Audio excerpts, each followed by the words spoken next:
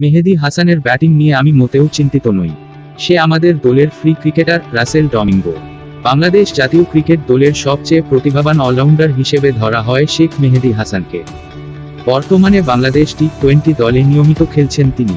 Bowling এর পাশাপাশি bat হাতেও তাকে দলের অবদান রাখতে দেখা গিয়েছে। তবে দলের প্রয়োজনে তাকে ব্যাট করতে হয়েছে কখনো ওপেনিংয়ে, আবার কখনো 7 কিংবা 8 নম্বরে। এখন পর্যন্ত বাংলাদেশ জাতীয় দলের হয়ে মাত্র 11 ইনিংসে ব্যাট করছেন শেখ মেহেদী হাসান, যেখানে সবচেয়ে বেশি 4 বার তিনি ব্যাট করেছেন 8 নম্বর ব্যাটিং পজিশনে। এছাড়াও 7 নম্বরে 3 বার ব্যাট করেছেন তিনি।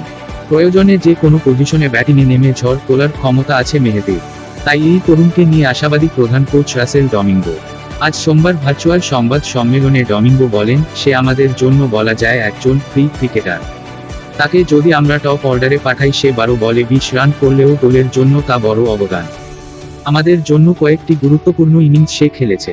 আমি জানি ঘরোয়া টি-20তে সে দারুণ করেছে, তবে ঘরোয়া টি-20 থেকে আন্তর্জাতিক টি-20তে আসা অনেক বড় পদক্ষেপ।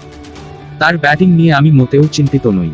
নির্দিষ্ট কিছু পরিস্থিতিতে সে গুরুত্বপূর্ণ কিছু ক্যামিও খেলেছে। আমাদের যখনই মনে হবে ব্যাটিং লাইনআপের ওপরের দিকে একটু আগ্রাসন বা বিস্ফোরক কিছু করে রান রেট বাড়ানো দরকার, আমরা মেহেদীকেই কাজে লাগাবো। তবে সেটা নিয়মিত হবে না, কখনো কখনো হবে।